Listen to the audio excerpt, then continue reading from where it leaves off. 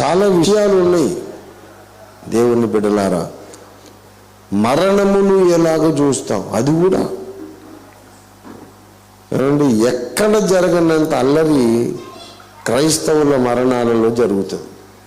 క్రైస్తవులు చచ్చిపోతే ఆ శవం మీద పడి ఆ పెట్టె మీద పడి గోడుగోడుమని ఏడ్చి, ఏంటండి అది? మన నిరీక్షణ ఏది? మన విశ్వాసం ఏది? అదేనా మన విశ్వాసం? ఎందుకు ఏడుస్తున్నారు? అంత ఏడవద్దు. నిరీక్షణ లేని వాళ్ళలాగా ఏడవద్దు. నిరీక్షణ కలిగిన దుఃఖము మనం కలిగి ఉండాలి. మీరు ఎప్పుడన్నా ముస్లిం శవాల మీద అట్లా పడి బోరుమని ఏడుస్తారు చూసారా? అట్లా చేయరు వాళ్ళు, సైలెంట్గా ఉంటారు. బాధ ఉంది, దుఃఖం ఉంది, సైలెంట్గా ఉంటారు. అదే సిక్కులు కానీ పర్షియన్స్, ఇరానీస్ కానీ ఎవ్వరు అంత అల్లరి చేయరు. పునరుద్ధానుడైన యేసయ్యను నమ్మిన వాళ్ళే అల్లరి చేస్తారు. మళ్ళీ నాటకీయంగా డ్రామాటిక్ గెలవటం. నాయనా ఒక్కసారి రా నాయన, ఒక్కసారి నన్ను చూడు నాయన, నాతో మాట్లాడినా, నాకేం చెప్పకుండా వెళ్ళిపోయాను, ఇంత అన్యాయం చేశావు నాయన. భార్య మీద పడి ఏడుస్తావు, ఏమండి నన్ను అన్యాయం చేసిపోయాను, ఎలాగా నేను బ్రతకాలని నువ్వు లేకుండా, ఒక్కసారి నాతో మాట్లాడండి. అది వాడు లేచి మాట్లాడితే డామని చచ్చిపోతుంది. ఉంటుందా? ఒకసారి మాట్లాడండి అని ఎందుకు ఈ డ్రామా డైలాగులు అంటే ఆడు ఎట్లన్నా లేవడలే అనే నమ్మకం,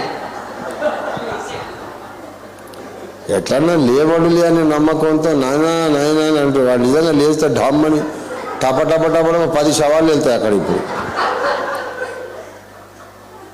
ఎందుకు? యథార్థంగా ఉండాలి.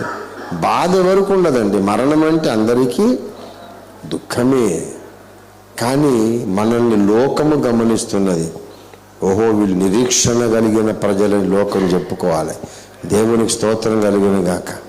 తండ్రిని పోగొట్టుకొని కానీ, భర్తను పోగొట్టుకొని, భార్యను పోగొట్టుకొని ఎంతో దుఃఖపడుతున్నారు. కానీ వాళ్ళలో ఆ గాంభీర్యము, వాళ్ళు ప్రదర్శించే ఆ నిగ్రహం, నిజంగా వీళ్ళు నిరీక్షణ కలిగిన ప్రజలు, మరణమును గెలిచి లేచిన మహాదేవుని భక్తులు అని లోకం చెప్పుకోవాలి. ప్రసంగాల మట్టుకే కాదు, మనకు అనుభవం వచ్చినప్పుడు మనలోని పరిపక్వత లోకానికి కనబడాలి. అన్ని విషయాలలో ఇలాగే మనం లోకస్తులలాగానే ప్రవర్తిస్తున్నాం. నవీన స్వభావం ఇంకా రాలేదు. కనుక ఆయనను వెంబడించాలి అంటే మన ఆలోచన విధానములో ఆయనను అంటి వెంబడించాలి. దేవునికి స్తోత్రం కలుగును గాక.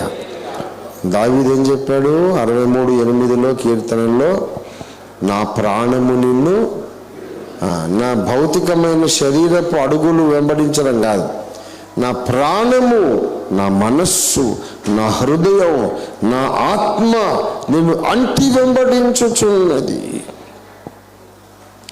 నీ వంటి ఆలోచనలే నాకు వస్తున్నాయి. ఆత్మనేత్రాలతో చూస్తున్నాను. ప్రతి సందర్భంలో నువ్వెలాగ ఆలోచిస్తావో అలాగే ఆలోచించడానికి ప్రయత్నిస్తున్నా. అప్పుడు ఆయనను వెంబడించిన వారిని ఏం చేస్తాడంటే మనుషులను జీవజల నదిలోకి నడిపించే జాలరులుగా చేస్తాడు. దేవునికి స్తోత్రం కలుగును గాక.